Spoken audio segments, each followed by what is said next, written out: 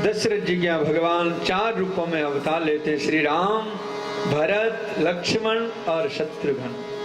भगवान श्री राम को प्रणाम करते हुए अब हम मथुरापुरी की ओर बढ़ते हैं, क्योंकि आज कथा बहुत ज्यादा थी इसलिए भागम भाग बहुत ज्यादा करनी पड़ी है, पर कल से कथा व्यवस्थित हो जाएगी। प्रेम से बोलो। प्रभु श्री राम 4 रूपों में दशरथ जी के यहाँ लीला कर रहे हैं और शुक्राचार्य जी कहते हैं, परीक्षित अब हम तुम्हें चंद्रवंश सुनाएंगे, जिस चंद्रवंश में भगवान श्री कृष्ण चंद्र पधारे। अथा तो श्रूयताम राजन वंशा सोमस्य पावना यस्मिन् यलादयो भूपा कीर्तन्ते पुण्य कीर्तयः। भगवान के नाभि से कमल, कमल से ब्रह्मा जी के पुत्र अत्रि, अत्रि के पुत्र चंद्रमा, चंद्रमा के पुत्र बुध, बुध के पुत्र पुरूरवा, और इन पुरूरवा के यहाँ नहुस नाम के राजा, और इनके यहाँ याति नाम के पुत्र होते हैं, और इस वंश में देवमीड, अजमीड, सूरसेन नाम के राजा होते हैं। परीक्षित, यदुवंश में भगवान श्री कृष्ण पधारते हैं, पुरु वंश में तुम्हारा जन्म होता है। इस वंश में आगे चल के वसुदेव जी महाराज का जन्म होता है, जिनका देवकी से विवाह होता है, और 8 बालक होते हैं। 8 में जो पुत्र थे स्वयं भगवान श्री कृष्ण थे, और 9 में एक पुत्री हुई जिनका नाम सुभद्रा था, जो तुम्हारी पितामही थी। अष्टमस्तु तयोरासीत् स्वयमेव हरि किरा सुभद्रा च महाभागा तब राजन पिता मही। परीक्षित, भगवान का जन्म मथुरा जेल में होता है। भगवान वहां से गोकुल में पहुंचते हैं, धूमधाम से उत्सव मनाया जाता है। पूतना मौसी जहर पिलाने आई, प्रभु ने उद्धार कर दिया है। सक्टासुर तृणावर्त के नाम के राक्षसा प्रभु ने उद्धार किया है। भगवान वृंदावन आते हैं, अघासुर का वध करते हैं, काली नाग को दंडित करते हैं, महाराज रचाते, गिरिराज पर्वत को धारण करते हैं। प्रभु मथुरा आते, कंसादि दानवों का उद्धार करते हैं, उज्जैन पढ़ने जाते हैं, उद्धव जी को ब्रज में संदेश लेके भेजते हैं। जरासंध आक्रमण करता है, भगवान द्वारकापुरी वसा के समुद्र के बीच में निवास करते हैं, महाभारत का युद्ध कराते हैं, भूमि का भार उतारते हैं, 16,108 विवाह संपन्न करके कालांतर में लीला का संवरण करके प्रभु अपने धाम के लिए चले जाते हैं। बोलो भक्ति वत्सल भगवान की। परीक्षित ने कहा, गुरुदेव हो गई कृष्ण कथा? बोले पूरी तो सुना दिए। तुरंत महाराज परीक्षित खड़े हो जाते हैं। इसके साथ ही भागवत का 9वां स्कंद विश्राम लेता है, जिसमें 24 अध्याय थे। 10वें स्कंद में परीक्षित ने प्रश्न किया है, गुरुदेव कथितो वंश विस्तारो भवता सोम सूर्यो राज्ञां चोभयवंशानां चरितं परमाद्भुतं यदोश्च धर्मशीलस्य नितरां मुनिसत्तमं तत्रां सेनापतिनश्च विष्णोर्वीराणि संसनः। गुरुदेव, आपने सूर्य चंद्र वंश का बहुत विस्तार से वर्णन किया। मेरे प्यारे प्रभु की कथा आई, आप चटनी से चखा के चले गए। मैं जानना चाहता हूँ परम धर्मात्मा यदु के वंश में भगवान का प्राकट्य कैसे हुआ, और भगवान ने ब्रज में जाके कौन कौन सी लीलाएं की। कृष्ण कथा में आप बिल्कुल कंजूसी मत कीजिए, विस्तार से कृष्ण चरित्र सुनाइए। परीक्षित ने जब जिज्ञासा की है, तब श्री शुक महामुनि बतलाते हैं कि भगवान का अवतार क्यों होता है और किस लिए होता है, कैसे होता है। प्रेम से बोलो।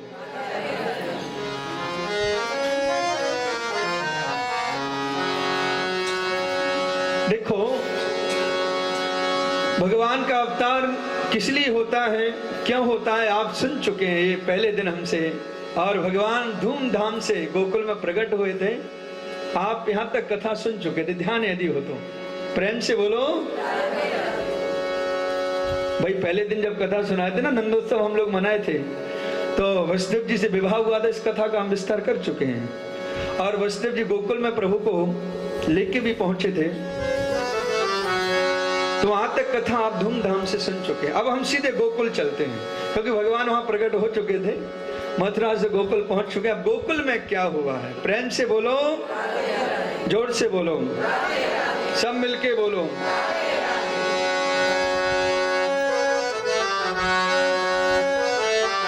बोलो बाल कृष्ण लाल की।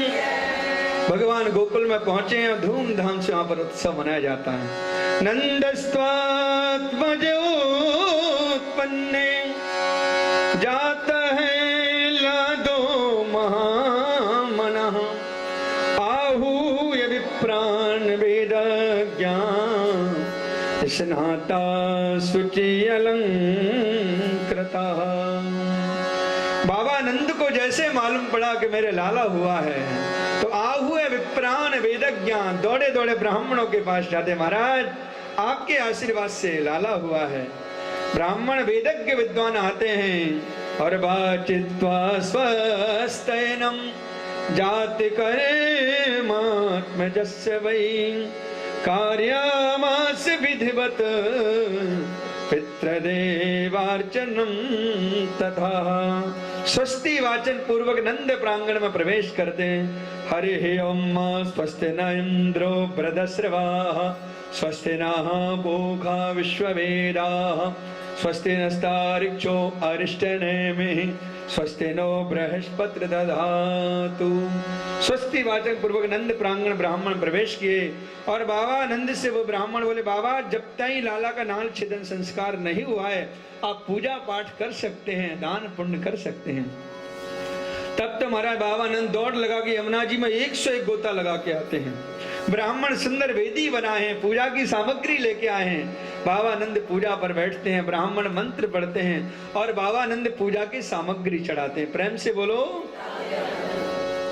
ब्राह्मण मंत्र पढ़े, बाबा चढ़ाओ भगवान पर जल, और बाबा ने चढ़ा दिया दूध। ब्राह्मण बोले बाबा जल चढ़ाना। पंडित जी महाराज गलती है गई।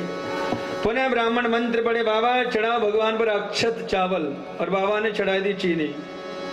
आप ब्राह्मण बिगड़ गए, बाबा हम मंत्र कछु पढ़े और तू सामग्री कछु चढ़ाई, बता तेरे मन कहाँ चला गया। तब बाबा नंद ने कहा, पंडित जी बुरा मत मानना, बुढ़ापे में लाला हुआ है तो मेरा मन तो लाला का दर्शन करने तक चला गया। जब तक लाला का दर्शन नहीं होगा पूजा पाठ में मेरा मन नहीं लगेगा। तो बाबा नंद पूजा कर नहीं पा रहे, इसलिए सुखदेव जी कहते कार्यामास विधिवत पितृदेवार्चनम तथा। ब्राह्मणों ने कहा बाबा ऐसी बात है तो तू लाला का जाके दर्शन कर और हम सब मिल निमित्त बन के पूजा करते हैं। बाबा नंद लाला का दर्शन करने जाते तो गोपियां बहुत आ चुकी थी, बहुत भीड़। बाबा नंद को अंदर नहीं जाने दिया। बाबा नंद ने ब्रजवासियों से कहा, भैया ब्रजवासियों हम लाला का दर्शन करने ताई पूजा छोड़ के आए, गोपियां अंदर नहीं जाने दे रही। एक ब्रजवासी बोला, बाबा तू ऐसे लाला का दर्शन करने जाएगा तुझे कौन जाने देगा। तो कहाँ करें भैया। बोले पहली बार लाला का दर्शन करना हो तो थोड़े सज धज के थोड़े नए कपड़े पहन के जाना चाहिए। बाबा नंद बोले भैया ऐसी बात है तो तू ही हमें सजाए दे।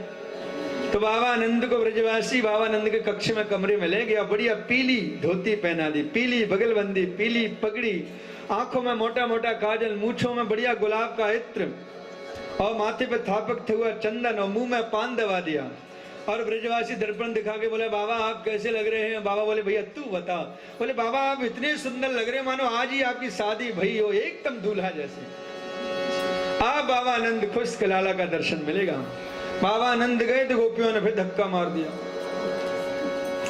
बाबा नंद बोले भैया ब्रजवासियों नए कपड़े पहन लिए, अब कहाँ कमी है। एक ब्रजवासी बोले बाबा तू ऐसे जाएगा दर्शन के लिए, तुझे कौन जाने देगा। पहली बार लाला का दर्शन करना हो तो थोड़ा नाच नाच के जाना चाहिए। बाबा नंद बोले भैया ब्रजवासियों अभी ताई तो नाचे ना है। बोले आज लाला का दर्शन करना है तो नाचना पड़ेगा। तब तो महाराज बाबा नंद ने एक हाथ कमर पर रखा है और एक माथे पर रखा है और ठुमका लगाया। तो एक ब्रजवासी बाबा नंद का सखा दही का मटका बधाई में लेके आया और बाबा नंद को नाचते देखा तो विचार किया कि देखो 90 वर्ष का डोकरा कैसा गजब का नाचे। तो दही का पूरा मटका बाबा नंद के ऊपर ही उड़ेल दिया। बाबा नंद बोले चौरे दारी के तूने करो धरो श्रृंगार पूरा बर्बाद कर दियो। वो ब्रजवासी बोला बाबा एक नियम है कि पहली बार लाला का दर्शन करना हो तो दही में नहा के ही जाना चाहिए। बाबा नंद बोले हे भगवान कैसे कैसे रीति रिवाज। बाबा नंद गए तो गोपियों ने फिर धक्का मार दिया। बाबा आनंद बोले भैया ब्रजवासियों, भैया आप कहाँ कमी रह गई। भैया नए कपड़े पहन लिए, दही में नहा लिए, नाच भी लिए। एक ब्रजवासी बोले बाबा पहली ये गोपियां तेरे दरवाजे रोक रही हैं। तो कहा मतलब बोले धक्का मुक्की करके चले जाओ तो चले जाओ, नहीं पागल की तरह खड़े रहो। तब तो ब्रजवासी धक्का मुक्की मचाने लगे। एक ब्रजवासी ने ऐसा धक्का दिया कि ग्वाला सब दौड़े बबरे चले गए। गोपियां समझ गई नहीं रुकने वाले, दूध दही की वर्षा गोपियां करते हैं। दही पर पैर पड़ता है, ब्रजवासी धड़ाम से नीचे गिरते हैं, ऊपर से गोपियां दूध दही की वर्षा करते हैं। और नंद प्रांगण इतना सुंदर लगता है, परीक्षित मानो क्षीर सागर बन गया हो और भगवान श्री हरि लीला कर रहे हैं। दधी क्षीर घृताम बुबही। ग्वाला दौड़े जा रहे हैं, गाते जा रहे हैं, मेरी खुशियों का रहना ठिकाना, मेरे जैसा नहीं कोई दीवाना। हमारे घर श्याम आए हैं, हमारे घर श्याम आए हैं, हमारे घर श्याम आए हैं, हमारे घर श्याम आए हैं। मेरी खुशियों का रहना ठिकाना, मेरी खुशियों का रहना ठिकाना, मेरे जैसा नहीं कोई दीवाना। हमारे घर श्याम आए हैं, हमारे घर श्याम आए हैं, हमारे घर श्याम आए हैं, हमारे घर श्याम आए हैं। मेरी खुशियों का रहना ठिकाना, मेरे जैसा नहीं कोई दीवाना। हमारे घर श्याम आए हैं, हमारे घर श्याम आए हैं, हमारे घर श्याम आए हैं, हमारे घर श्याम आए हैं, हमारे घर श्याम आए हैं, हमारे घर श्याम आए हैं। बोले बोल कृष्ण लाल की। भगवान बाबा आनंद के यहाँ प्रकट हुए हैं, गोपियां आ रही हैं और झूला में झुला रही हैं, और हम भी सब मन से गाते जाएं और प्रभु को झूला में झुलाते जाएं। कन्हैया झूले पल नानक धीरे झोटा दीजो, कन्हैया झूले निक धीरे धीरे झोटा दीजो, निक होले झोटा दीजो, निक धीरे धीरे झोटा दीजो, निक होले होले झोटा दीजो, निक धीरे धीरे झोटा दीजो, निक होले झोटा दीजो, निक धीरे धीरे झोटा दीजो, निक धीरे धीरे झोटा दीजो। मेरो लाला झूले पले नानक धीरे झोटा दीजो, मेरो लाला झूले पाल नानक जी झूठा दीजो। मथुरा में हरि जन्म लियो है, मथुरा में हरि जन्म लियो है, मथुरा में हरि जन्म लियो है, मथुरा में हरि जन्म लियो है, मथुरा में हरि जन्म लियो है, मथुरा में हरि जन्म लियो। गोकुल में झूले पहले निक धीरे झोटा दीजो, गोकुल में झूले पहले धीरे झूठा दीजो, निक धीरे झोटा दीजो, निक होले झोटा दीजो, निक धीरे झोटा दीजो, निक होले झूठा दीजो। मेरो लाला झूले पहले नानक धीरे झोटा दीजो, मेरो लाला झूले पालना एक धीरे झूठा दीजो। ले वसुदेव चले गोकुल को, ले वसुदेव चले गोकुल को, ले वसुदेव चले गोकुल को, ले वसुदेव चले गोकुल को, ले वसुदेव चले गोकुल को, ले वसुदेव वसुदेव चले गोकुल को। यज्ञ चरण बखारे यमुना, निक धीरे झोटा दीजो, यज्ञ चरण बखारे यमुना, एक धीरे झूठा दीजो। मेरो लाला झूले भले नानक धीरे झोटा दीजो, मेरो लाला झूले पालना एक धीरे झूठा दीजो। काहे को यक बनर पालना, काहे को ये बने पालना, काहे को यक बनर पालना, काहे को एक बनो पालना, काहे के लागे बोले नानक धीरे झोटा दीजो, काहे के लागे एक धीरे झूठा दीजो। भले नानक धीरे झोटा दीजो मेरो लाला झूले पालना एक धीरे झूठा दीजो रतन जटित को बनो रे पालना रतन जड़त का बने और पालना रतन जटित को बनो रे पालना रतन जगत का बने और पालना रेशम के लागे भूंडे नानक धीरे झोटा दीजो रेशम के लागे पालना एक धीरे झूठा दीजो मेरो लाला झूले भले नानक धीरे झोटा दीजो मेरो लाला झूले पालना एक धीरे झूठा दीजो गोरे नंदी यशोदा गोरी गोरे नंद यशोदा गोरी गोरे नंदी यशोदा गोरी गोरे नंद यशोदा गोरी गोरे नंदी यशोदा गोरी गोरे नंद यशोदा गोरी तक गारो जायो ललेना तक धीरे झोटा दीजो तक गारो जायो ललेना एक धीरे झूठा दीजो चंद्र सखी भज बाल कृष्ण छवि चंद्र सखी भज बाल कृष्ण छवि चंद्र सखी भज बाल कृष्ण छवि चंद्र सखी भज बाल कृष्ण छवि चंद्र सखी भज बाल कृष्ण छवि चंद्र सखी भज बाल कृष्ण चिरजीव तेरो ललेना तक धीरे झोटा दीजो चिरजीव तेरो ललेना एक धीरे झूठा दीजो मेरो लाला झूले भले नानक धीरे झोटा दीजो मेरो लाला झूले पालना एक धीरे झूठा दीजो नंद के आनंद भयो